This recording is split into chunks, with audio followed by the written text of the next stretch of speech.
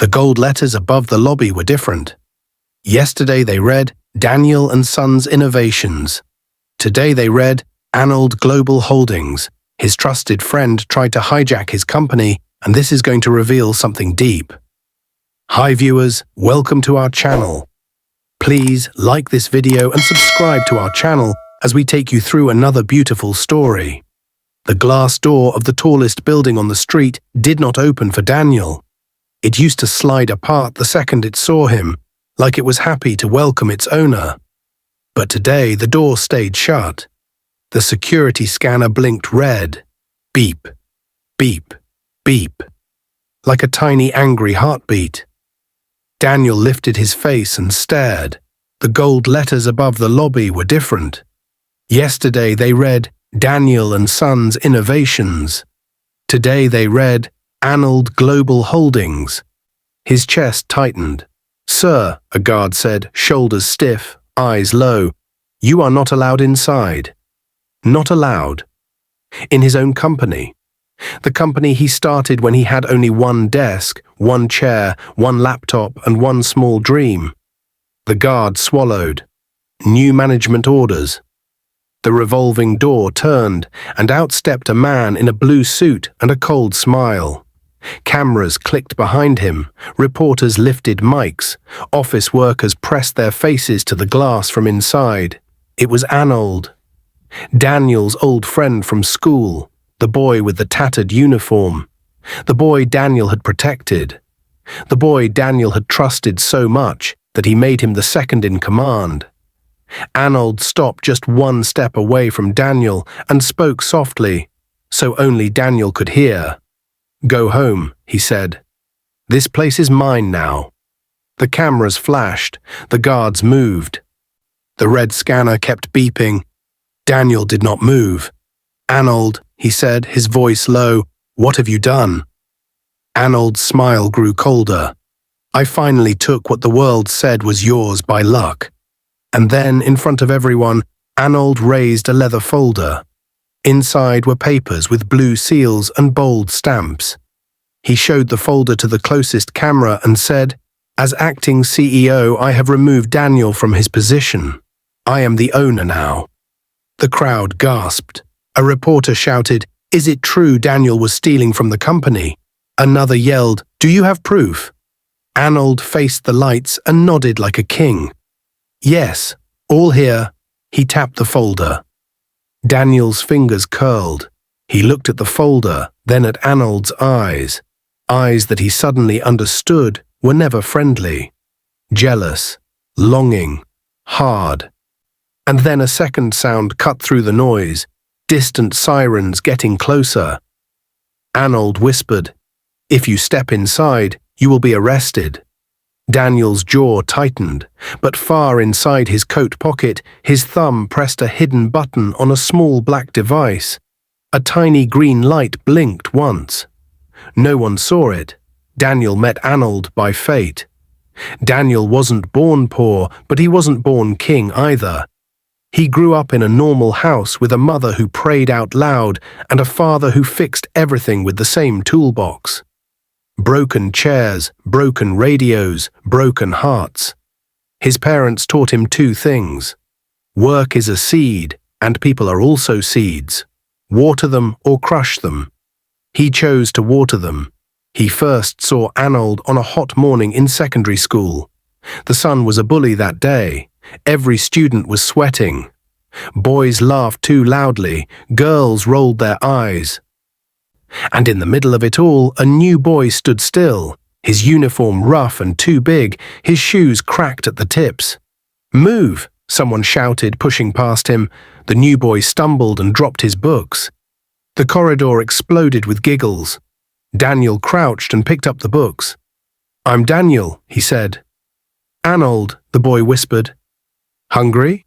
A small nod. A smaller smile. From then, Daniel stood by him. When other boys mocked, Daniel spoke. When someone pushed, Daniel pulled Arnold back to his feet. He shared his lunch. He shared his notes. He even shared his quiet. And Arnold? He watched.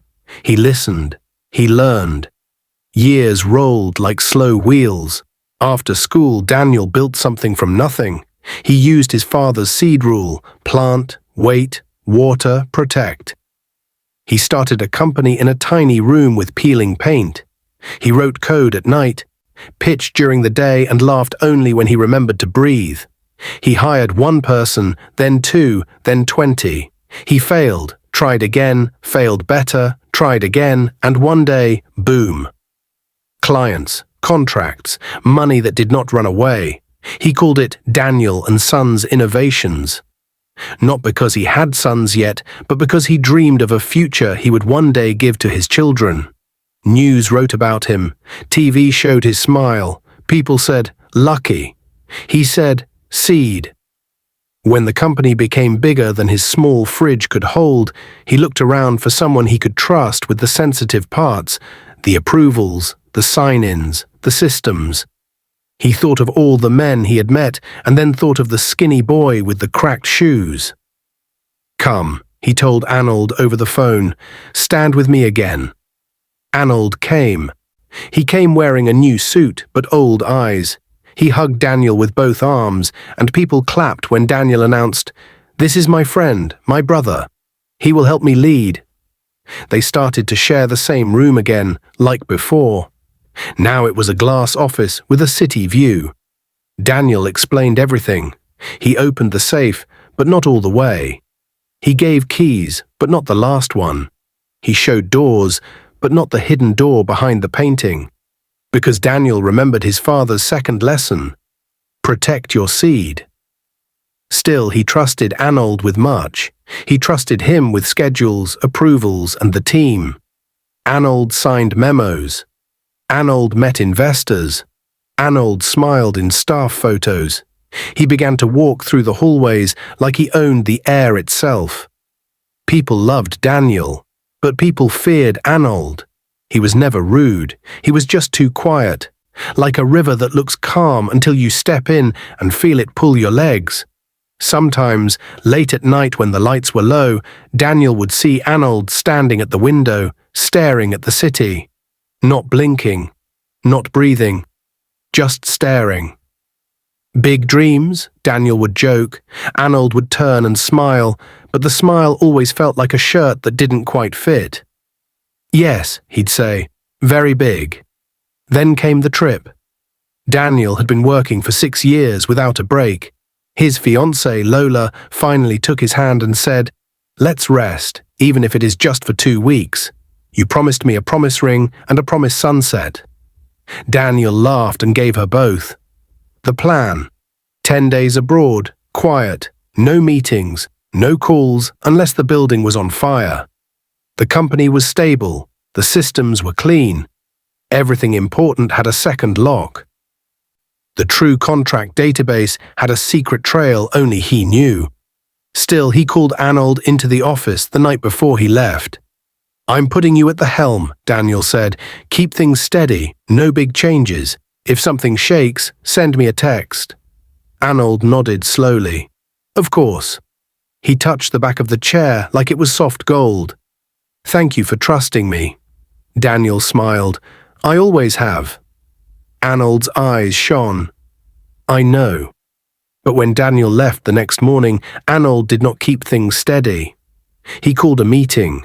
He moved people around like chess pieces. He told the legal team to prepare update documents. He asked the finance team for review sheets. He called a few board members, the ones who always wanted more money and less questions, and he took them to dinner with the kind of wine that makes people say yes to anything. He also called a woman from public relations who loved headlines. He told her, soon.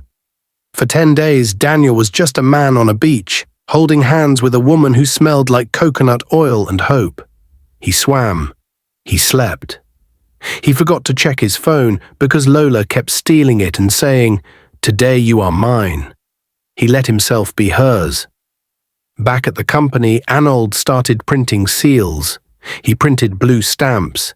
He printed fake minutes of meetings that never happened. He made letters with dates that looked real. He said to people in low voices, "We all know the company needs stronger hands," and they nodded because his words felt like orders even when they were not. He spoke to the guards, he tested the scanners, he told IT to update access lists, and when they asked who gave the order, he smiled and said, "The acting CEO." "Acting CEO," one brave intern whispered after he left. "When did that happen?" "Shh," someone older said, "don't lose your job." Pacing high the night before the return. At 2:10 a.m., the cleaning team found Arnold still in the boardroom, signing something new. He didn't look tired, he looked hungry. He looked like a man eating a large cake by himself. He took a photo of his own hand on the big table.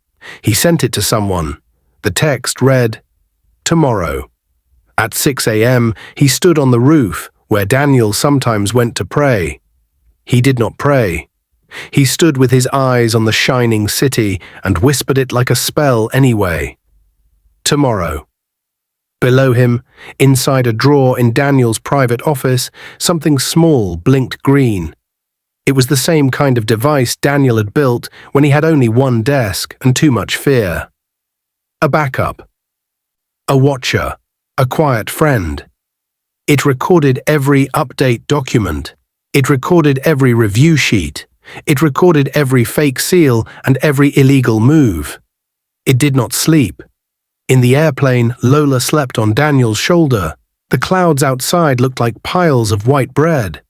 Daniel thought about nothing, and then everything, and then nothing again. He wondered if he was a good boss. He wondered if he was a good man. He wondered if he deserved this quiet. His phone buzzed once. He checked it. A message from an unknown number. "You should hurry back. Things are different." There was no name, only a photo. The lobby with the letters partly changed. A ladder stood under the wall. A man on the ladder held a gold A. Daniel's heart beat hard. He did not wake Lola. He just tightened his seatbelt and stared at the clouds until they looked like waves trying to swallow him.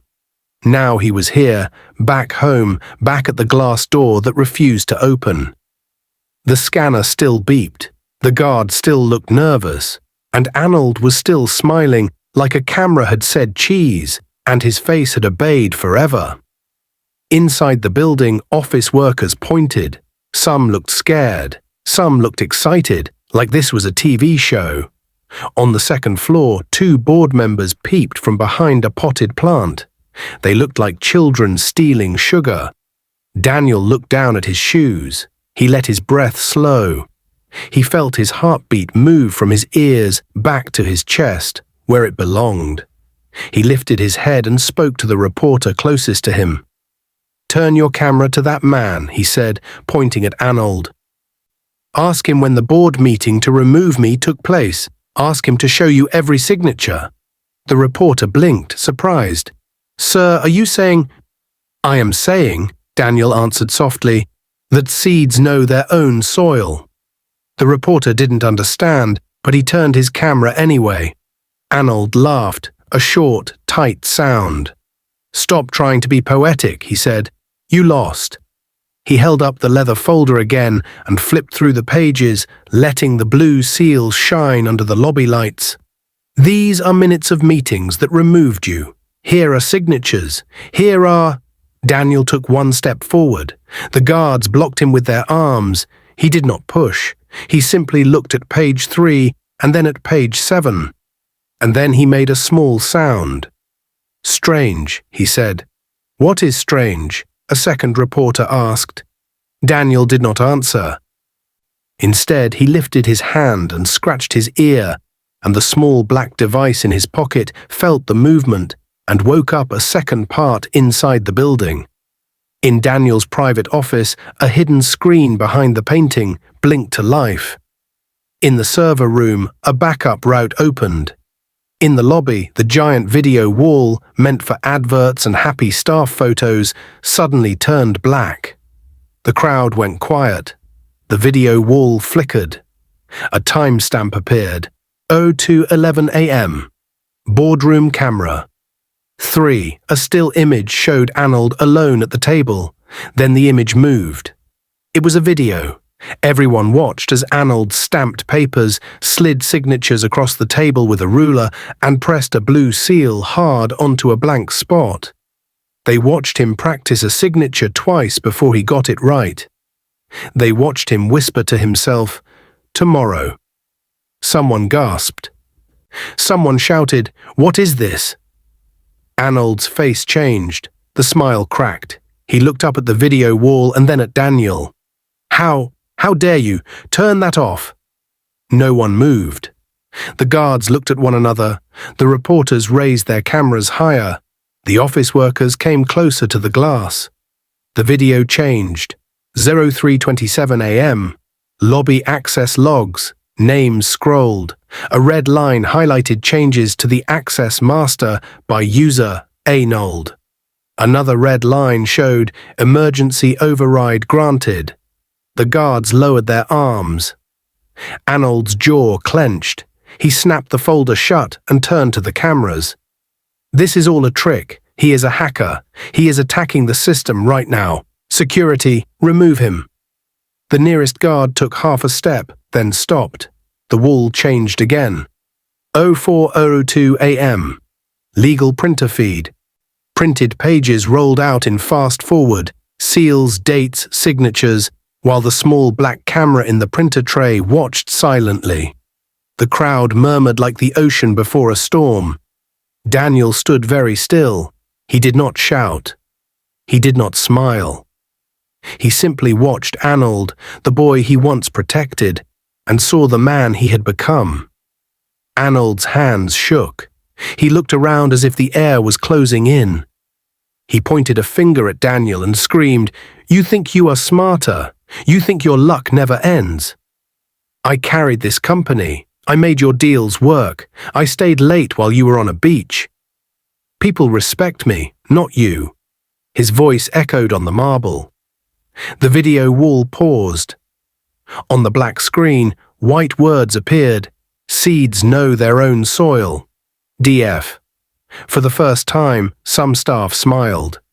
Not because anything was funny, but because something true had entered the room. Arnold's eyes burned. He leaned in close to Daniel, so close that only Daniel could hear. "You hid things from me. You kept the sweetest fruit for yourself."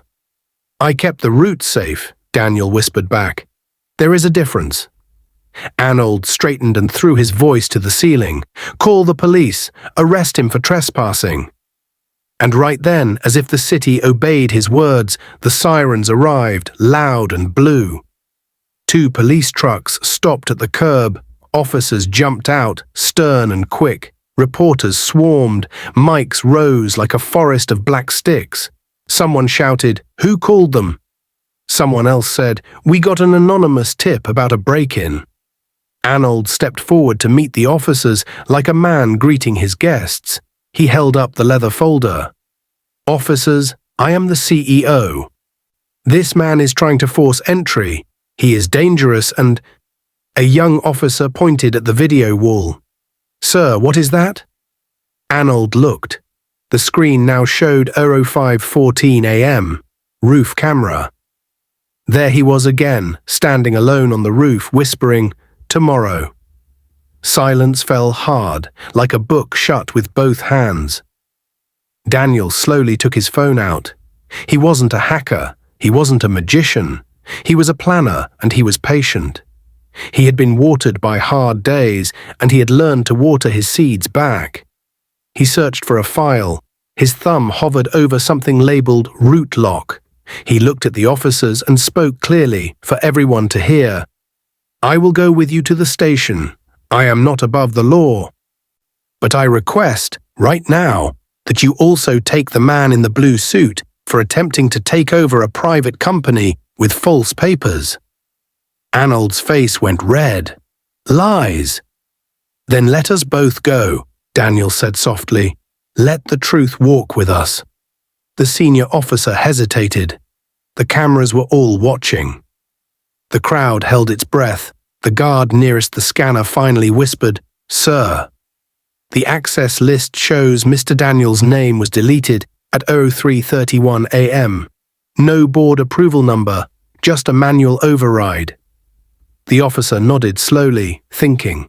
Arnold opened his mouth, but no sound came out. Daniel finally pressed root lock. A tone rang, soft but everywhere. Lights in the lobby brightened. The glass door's red scanner blinked green. A message appeared on the video wall. Primary ownership, Daniel F. Verified biometrics, match. Secondary. Emergency mode, lockdown of all financial actions. The company systems, built like a fortress long ago, had just woken up for their true owner. Every fake key turned to dust. Every copied signature went cold. Every secret door Daniel had hidden clicked shut from the inside. Arnold's folder slipped from his hands and hit the floor. Papers spilled out, fluttering like broken wings. Reporters shouted all at once. "Mr. Daniel, are you saying, is this a trap for Arnold? Did you plan this from the start?" Daniel didn't answer them. He took one step. The door slid open for him. He took another step and stood at the line where the lobby floor began. He could feel the building breathing again, like a child who had been holding a sob too long. Behind him, the police sirens faded to a low hum. In front of him, the video wall changed one last time to live, boardroom. The big chair at the head of the table waited, empty and patient. Daniel looked back at Arnold. "Walk in with me," he said. "Let's tell the truth to the board and to the law, right now." Arnold stared at the open doorway, then at the cameras, then at the officers. His jaw moved, but no words formed. He took one slow step backward, then another. Then he ran. He turned, pushed through the crowd, and sprinted for the revolving door at the far side of the lobby, knocking a microphone to the floor. The door spun. People shouted. The young officer yelled, "Stop!" Daniel did not chase him. He lifted his phone, tapped a second command, and the building's side exits flashed locked on the wall map. The revolving door stopped mid-turn. Arnold was trapped in the glass. Half in, half out, breathing fast, eyes wild. The entire lobby went still. Daniel raised his eyes to meet his old friends. Pain moved across his face like a cloud across the sun. This was the boy he had fed, the boy he had defended, the boy he had brought into his home. Lola's message buzzed softly in his pocket. "Are you okay?" "I'm outside. I'm coming in." Daniel didn't read it. He stepped forward, stood under the new gold letters Arnold Global Holdings, and spoke in a voice that was both gentle and sharp. "This ends today." The officers stepped toward the stuck door. The reporters leaned in. The crowd held its breath to see what would happen next. For years, people thought Daniel was just a gentle billionaire with a soft smile and a good heart. But inside Daniel and Sons Innovations, there were secrets only he knew. Secrets no one, not even Arnold, could ever guess. Secrets that kept the company alive. Secrets that protected him from betrayal long before betrayal arrived. And now, those secrets were about to wake up. While Arnold sat in meetings believing he had full power, he didn't know something important. Daniel had two boards. The public board, the one with old men who only liked money and clapped when things went well. And the ghost board, 5 people whose names were never written anywhere. No photos, no documents, no offices. They were Daniel's father's old friends. A retired judge, a cybersecurity professor, a silent billionaire investor, a woman who once worked in national intelligence, and Daniel's mother, who said prayers that could shake a mountain. They were the true guardians of the company. Every time Daniel made a big decision, he sent the ghost board a secret code. Every time a fake document was created, a ghost board member received an automatic alert. So the night Arnold printed fake seals, the ghost board already knew. The retired judge whispered, "So it has begun." The intelligence woman said, "We follow the plan." The cybersecurity professor cracked his knuckles and typed, "Activating root lock phase 1." And Daniel's mother, sitting in her living room far away, closed her eyes and said, "God protect my son." The board prepared. They waited, they watched, and today, they were coming. In the company basement, past the generators, past the dusty storage room, past the old company logo, was a metal door with no handle. It only opened for one man, Daniel. Behind it was the seed server, a machine Daniel built when he was 23. It recorded every real document, every real contract, every true signature, and every system change in the company's history. It was like the company's heart. But more importantly, it made fake documents melt like ice under the sun. While Arnold worked with forged seals, the seed server quietly rewrote the truth above him. Every fake contract became labeled invalid. Every fake signature became uncertified. Every fake meeting log changed to "no such meeting occurred." By the time Daniel returned from his trip, the seed server had already built a mountain of evidence. Evidence strong enough to bury Arnold forever. Not everyone in the company loved Arnold. Some feared him, some did not trust him. Some whispered about his cold eyes. Some noticed how he moved like a man who wanted everything. These people formed a small group, engineers, cleaners, and 2 secretaries, who believed in Daniel.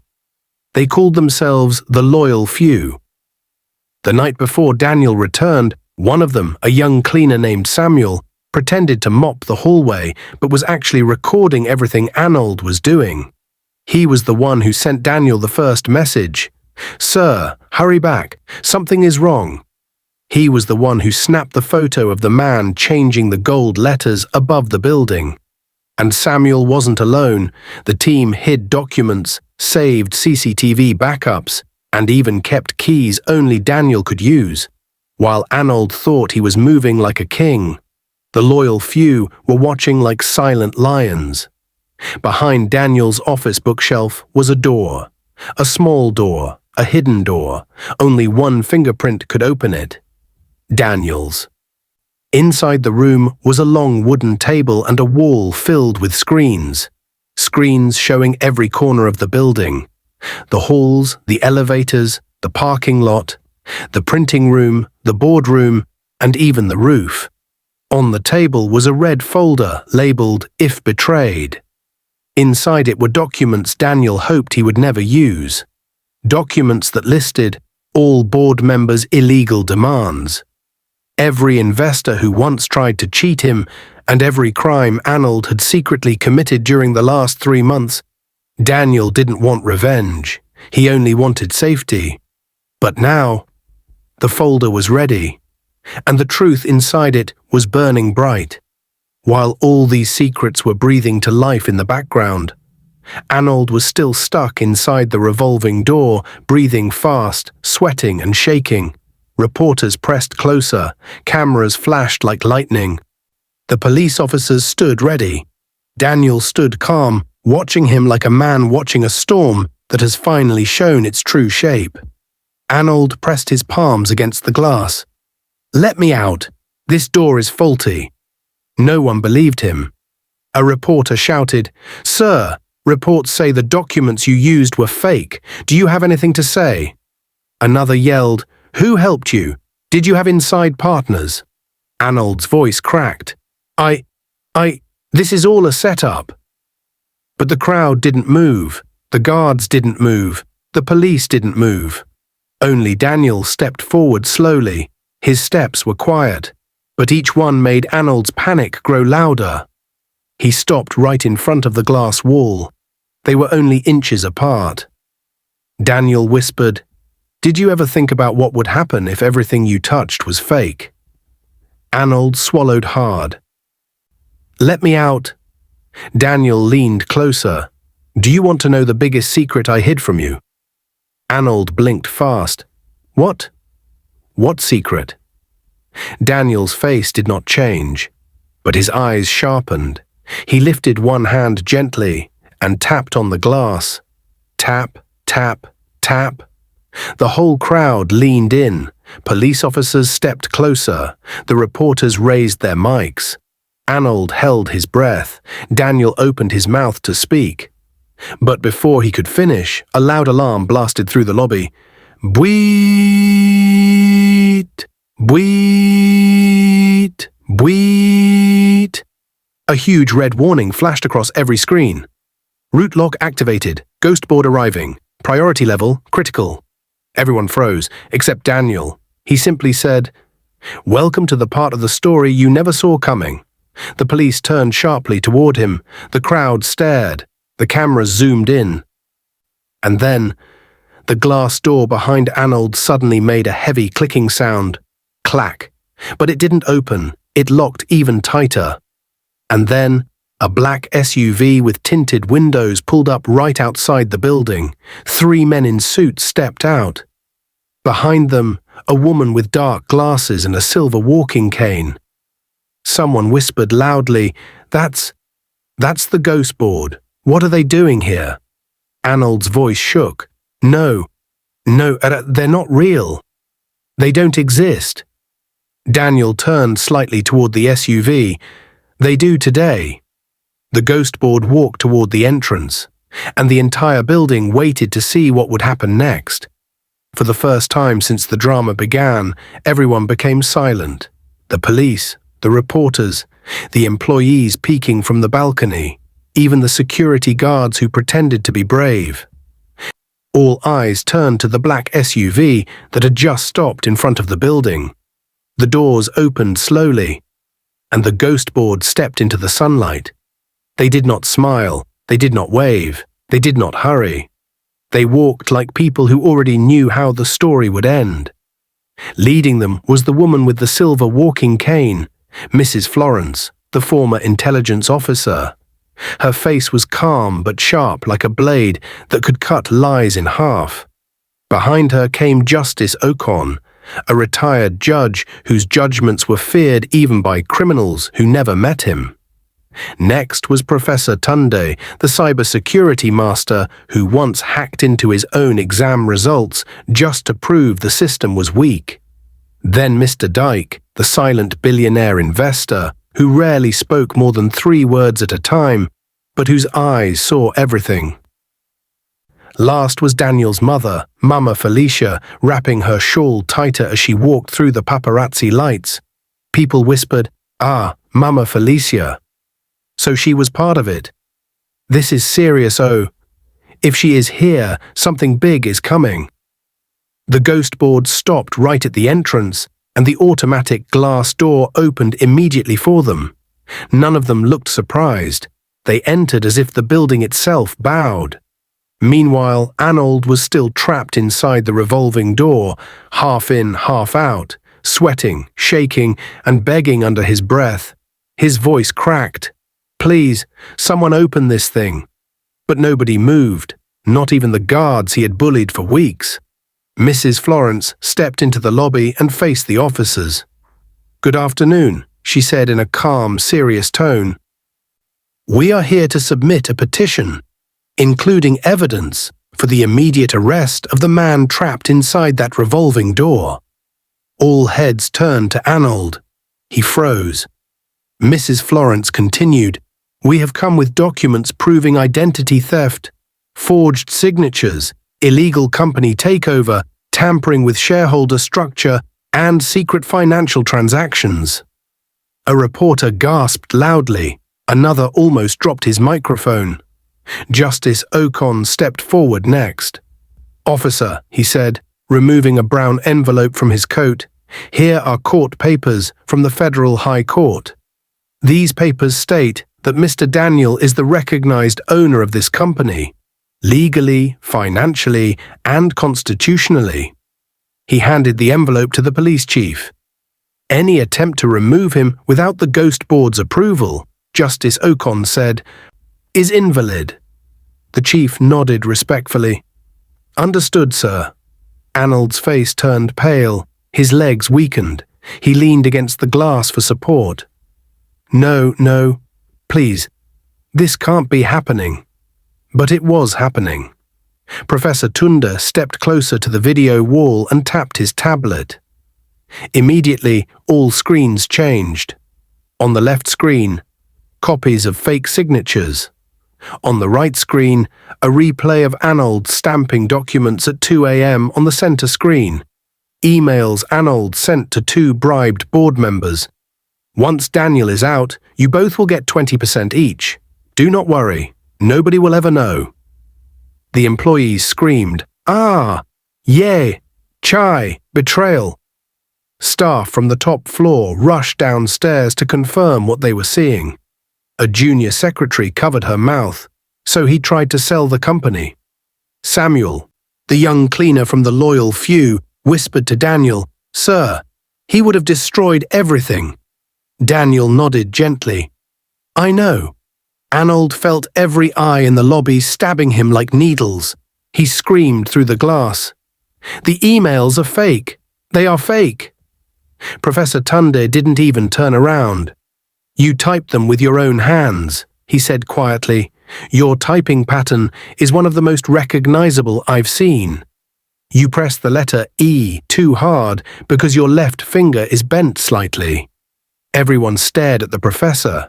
Even Daniel blinked. How did he even notice that? But Professor Tunde just adjusted his glasses and continued like nothing happened.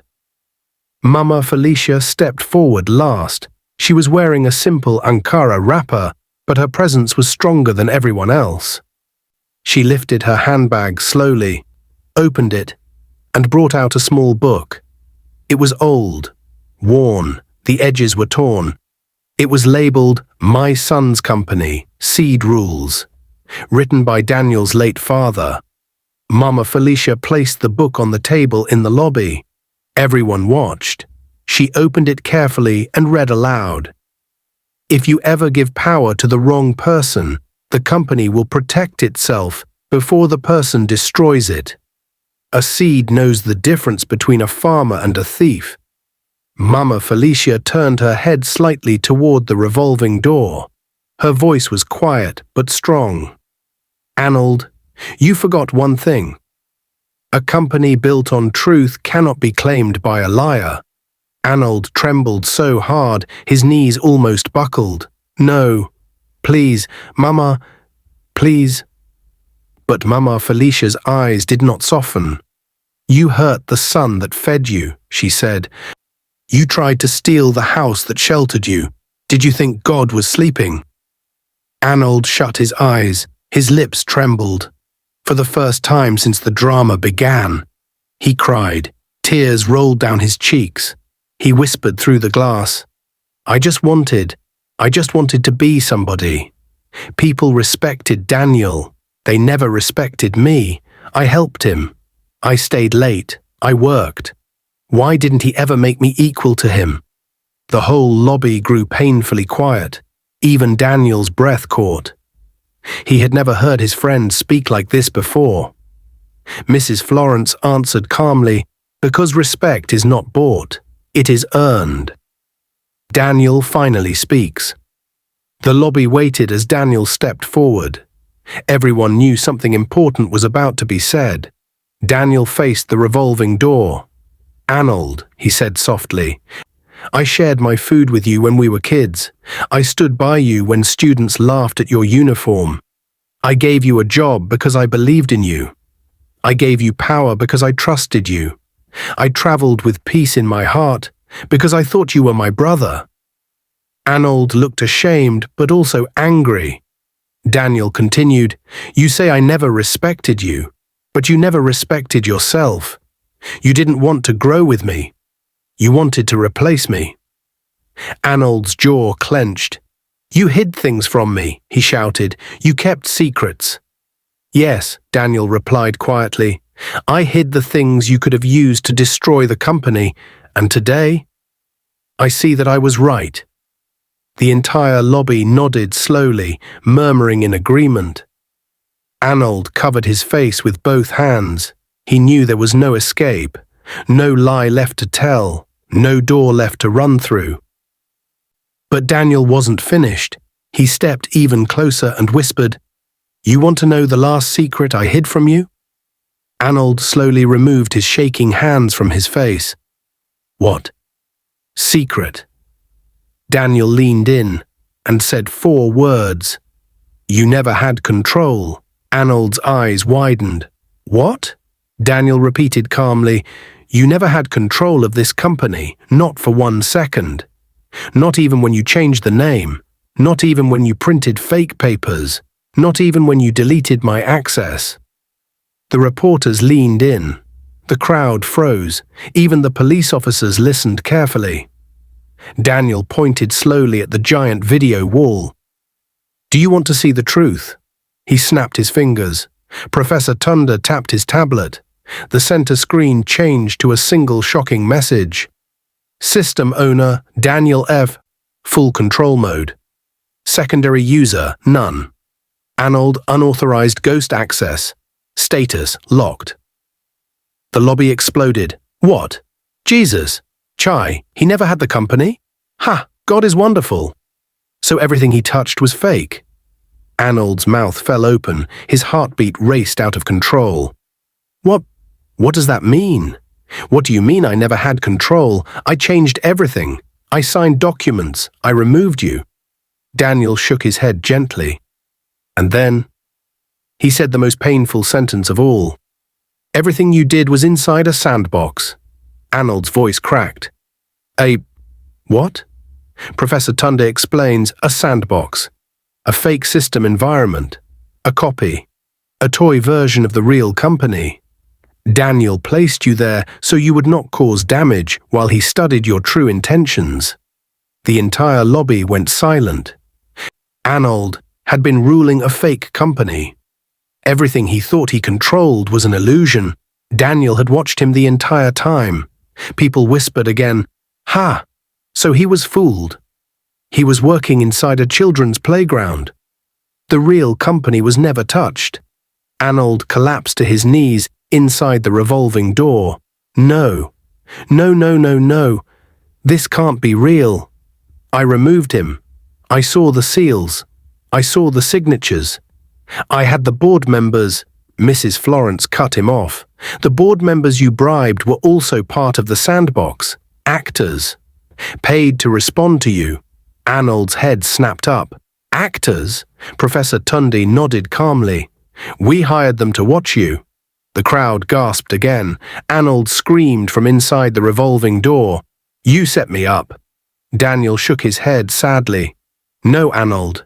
I protected the company from you. You set yourself up." Arnold sobbed into his hands, but just when the lobby thought the drama had reached the peak, just when everyone thought nothing more could possibly happen. The police chief's radio beeped. He listened for a second, and his face changed. He turned sharply toward Daniel. "Sir, we just received an urgent report. You both need to hear this." Daniel frowned. "What report?" The police chief swallowed. "Arnold is not the only one involved." The entire building froze. Arnold looked up with wide eyes. "Wait, what do you mean? Not the only one?" The police chief slowly looked around the lobby and said, "Someone else inside this company is part of the takeover. Someone with more power than Arnold." The crowd gasped. Daniel's heart dropped. Mama Felicia's shawl slipped from her shoulder. Professor Tunda stopped typing. Mrs. Florence lifted her head.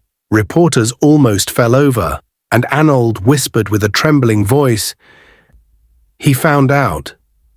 Daniel stepped closer. "Who, Arnold? Who else is involved?"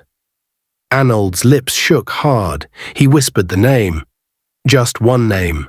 A name that hit the lobby like thunder. A name Daniel never expected. A name that changed everything. A name that made the entire building gasp out loud. The entire lobby held its breath. Even the blinking lights on the security scanner seemed to freeze. Daniel stepped closer to the revolving door where Arnold knelt, sweaty, trembling, broken. His voice was steady, but sharp. "Who else was involved? Tell me the name." Arnold's fingers curled into the carpeted floor of the revolving door.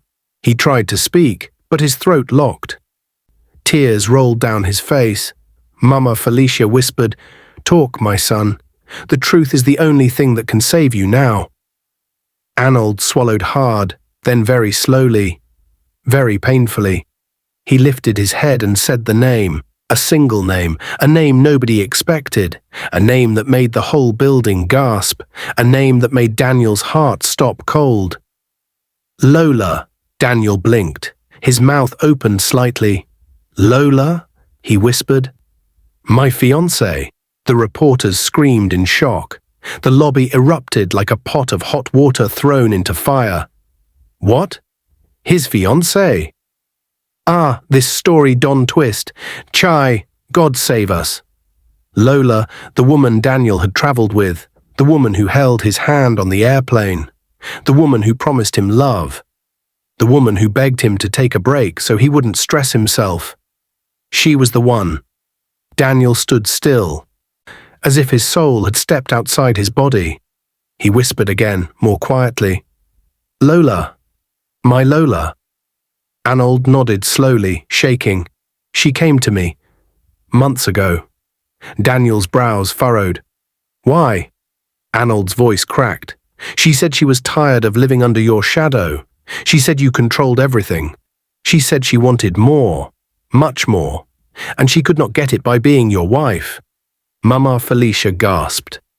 Mrs. Florence closed her eyes, shaking her head. Professor Tunda muttered, "I suspected that woman had sharp eyes." Justice Ocon whispered, "This is deep." But Daniel felt like someone had punched him right in the heart.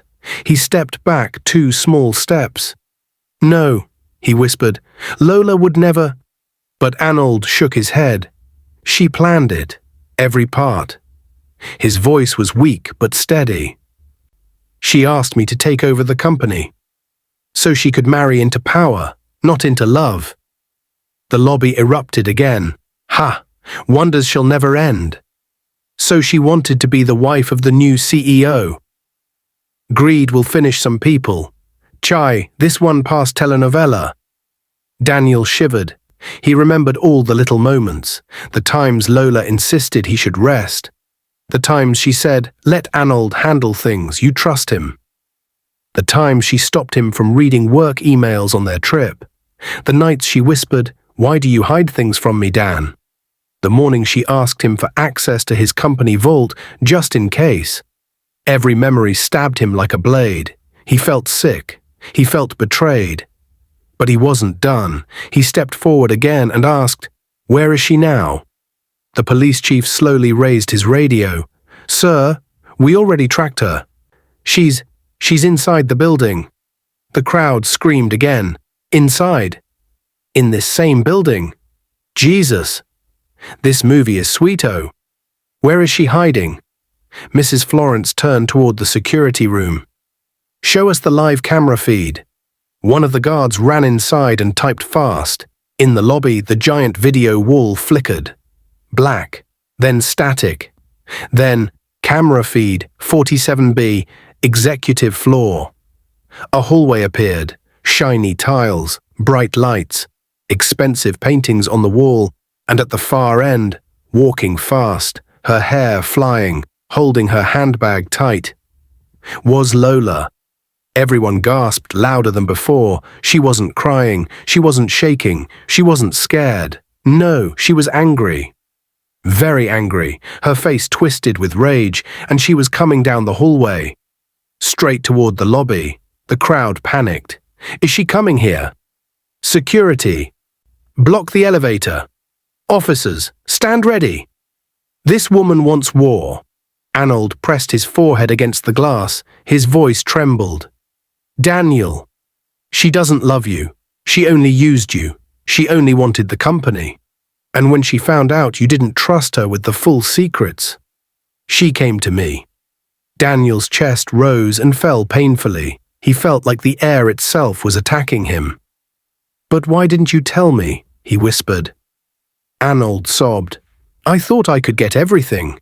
I thought she would stay with me after." I didn't know she planned to betray me too. Mrs. Florence raised an eyebrow. How? Arnold covered his face. She told me that after I took the company, she would get rid of me. She said she doesn't need two kings, only one.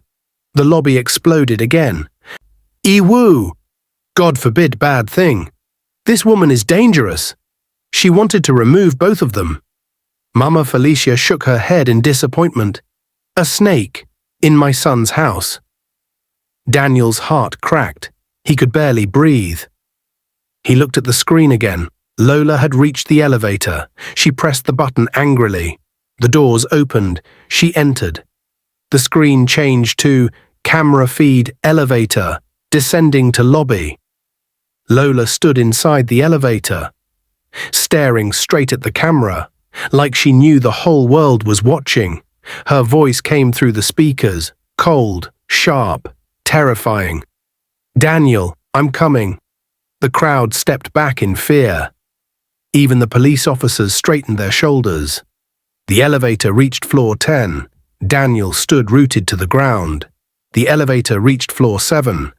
Arnold cried harder. The elevator reached floor 4. Mama Felicia began to pray softly, trembling. The elevator reached floor 2. Mrs. Florence tightened her grip on her silver cane. The elevator reached floor 1. The entire lobby went silent.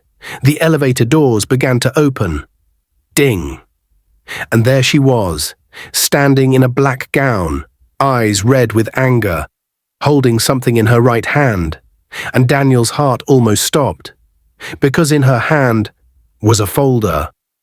A red folder, the same color as Daniel's hidden emergency file, except this one had Daniel's name scratched out, and a new name written on top. Lola, new owner. The crowd screamed. The police rushed forward. Daniel gasped. Mrs. Florence lifted her cane. Mama Felicia covered her mouth, and Lola stepped out of the elevator with a smile so cold it could freeze fire. She looked Daniel straight in the eyes and said, "This company is mine." The entire lobby shook with shock, and right before anyone could react, Lola reached into her bag and pulled something else out, something that made everyone gasp and step back in terror. Lola stepped out of the elevator slowly, her heels tapping the marble floor, her eyes burning with anger, the red folder tucked under her arm like a prize she had already won. The entire lobby shook with fear. Reporters moved back, employees hid behind pillars, even the police tightened their grip on their belts. Daniel felt his heart pounding so loudly he could hear it inside his ears. Then, everything froze because Lola pulled out something that made the whole building gasp. Not a gun, not a knife, but something far more dangerous in the world of business. A signed share transfer document, signed by Daniel, stamped, dated, approved, handwritten signature. Daniel stared at it in shock. "What? What is that?" he whispered, his voice shaking. Lola smirked. "This," she said proudly, "is the document that makes me the new majority shareholder of your company." The crowd exploded. "Jesus!" "Ah," she forged Daniel's hand. "Chai, wickedness has levels. So she wants to be the owner. Wonders shall never end." Daniel took a slow step back. His throat tightened. "That document, I have never signed anything like that." Lola raised it higher. "Oh, but you did." Her voice dripped with confidence. "You signed it on our trip. The night you drank that sweet cocktail with me at the resort." Daniel's eyes widened. "You drugged me?" Lola laughed, not loudly, not wildly, just quietly, the kind of laugh that made the air colder. "You trusted me. That was your mistake." Mama Felicia gasped loudly. Mrs. Florence shook her head in disgust. Justice Ocon clenched his fist. Samuel, the young cleaner, whispered, "This woman is evil." But Lola didn't care. She lifted her chin proudly. "I took your signature. I took your documents. I took your codes. And now, she said, stepping closer. "I take your company." She held the paper toward the police chief. "Arrest him," she demanded. "Daniel forged documents to steal his own business. I have proof of ownership right here." The police officers looked confused. One whispered to the chief, "Sir, should we?" The chief hesitated. This moment felt like the whole world was hanging by a single thread. Lola smirked wider and turned to Daniel. "You thought you were smart. You thought hiding secrets would protect you. But you forgot one thing. I was the closest person to you. I knew your weaknesses, your habits, your handwriting, your passwords, your dreams, your fears. Everything." Daniel stepped forward slowly, his voice cracked. "Lola, I loved you." Lola's expression hardened. "And that was your biggest mistake." The crowd murmured loudly again. Mrs. Florence whispered, "What a heart of stone." But Lola wasn't finished. She raised the document higher for everyone to see. "This signed sheet gives me 51% of Daniel and Sons' innovations. I am the rightful owner, and I want him removed immediately." The police chief reached out, slowly, almost touching the fake document, when suddenly, Professor Tunda stepped forward. He didn't shout, he didn't run, he simply said one calm sentence. "Madam, that document isn't just fake. It proves you committed a serious crime." Lola froze, the lobby froze. Daniel blinked. "What? What do you mean?" Lola stammered. Professor Tunde lifted his tablet and tapped the screen. The giant video wall flickered. Then, a new video appeared. A recording, a secret recording. The audio began. He drank it. "Good. By morning I'll have his signature." It was Lola's voice. The lobby screamed, "Ah! Jesus Christ of Nazareth!" She drugged him. So she wanted to kill him. This woman is dangerous. Daniel's knees almost buckled. The recording continued. "Once Arnold takes over the company, I'll collect my 20% and leave him too. I cannot share power." The entire crowd turned to stare at Arnold in the revolving door. He whispered, She betrayed me too." Mama Felicia shook her head slowly and whispered, "Children of this generation. Wickedness is now a hobby."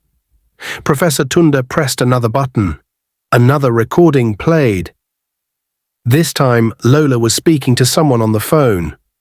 "I don't love Daniel. I love what he owns. And I will get it, one way or another." Lola felt her legs weaken. "Turn it off," she screamed. "Turn it off now." But Professor Tunde didn't stop. He played the last clip. Lola's voice. "Once the signature is copied, I'll burn the original documents. No one will know." The lobby was silent for almost 3 seconds. Then a loud wave of voices erupted. "She's finished. Lock her up. She's a criminal. She almost destroyed this man." Even the police took a step back from Lola, as if her wickedness could stain their uniforms. Lola tried to run. She turned around, bolted toward the elevator. But Mrs. Florence lifted her silver cane and slammed it on the marble floor. Boom! A sharp alarm triggered. All elevator doors locked instantly. Lola spun around in fear. A second later, 2 police officers grabbed her arms. "Let me go!" she screamed, kicking and twisting. But they didn't let go. The chief gave the order. "Madam Lola, you are under arrest for fraud, forgery, attempted corporate takeover, and attempted poisoning." Lola screamed louder. "Daniel, tell them to let me go. Tell them. I said tell them." Daniel looked at her. His eyes were full of pain, deep pain, heartbreaking pain, but also strength. He whispered, "You tried to destroy everything I built, everything my father taught me, everything I worked for, everything I loved. And you betrayed the love I gave you." Lola's voice cracked. "No, Daniel, I was angry. I was afraid. I just wanted to be important." Daniel cut her off gently. You were important, until you chose greed. Lola's knees buckled as the officers dragged her away. Daniel! Daniel, please! Don't let them! Daniel!